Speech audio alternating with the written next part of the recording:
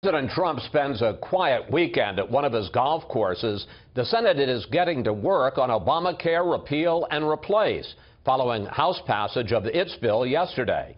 And Mr. Trump and the country got some good news today about jobs and the economy. Chief White House correspondent John Roberts is here tonight. Good evening, John.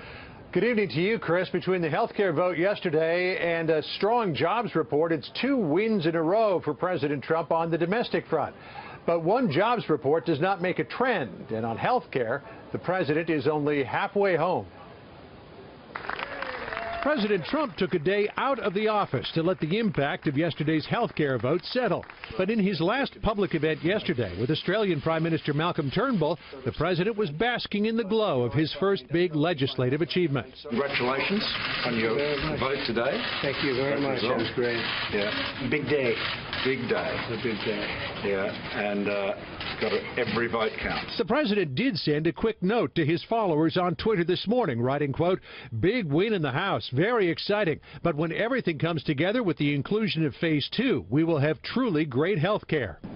If the president hopes to get to Phase 2 of his health care plan, he first needs to get Phase 1 through the Senate, a potentially heavier lift than he had in the House. Already there's talk in the Senate of starting from scratch.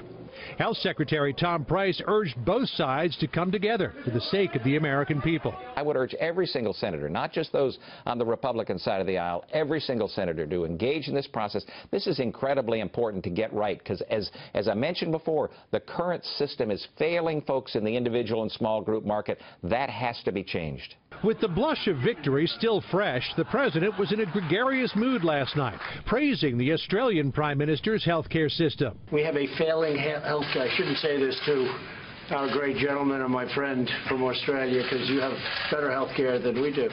But we're going to have great health care very soon. The flattery drew applause from Vermont Senator Bernie Sanders, who pointed out Australia has the sort of universal health care system that gives Republicans hives. Thank you, Mr. President.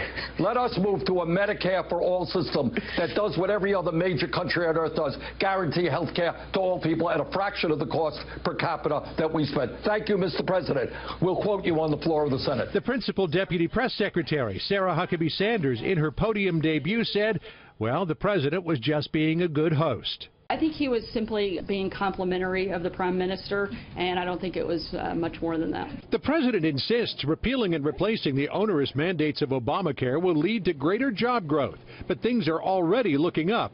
Today's report that 211,000 new jobs were created in April eclipsed expectations.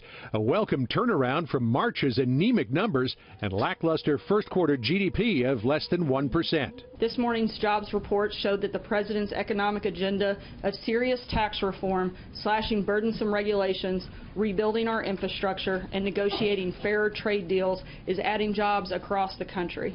And the president added some more thoughts late this afternoon to the health care debate in a tweet saying, of course Australia has better health care than we do. Everybody does. But our health care will soon be great. Chris? John Roberts reporting from the White House. John, thank you.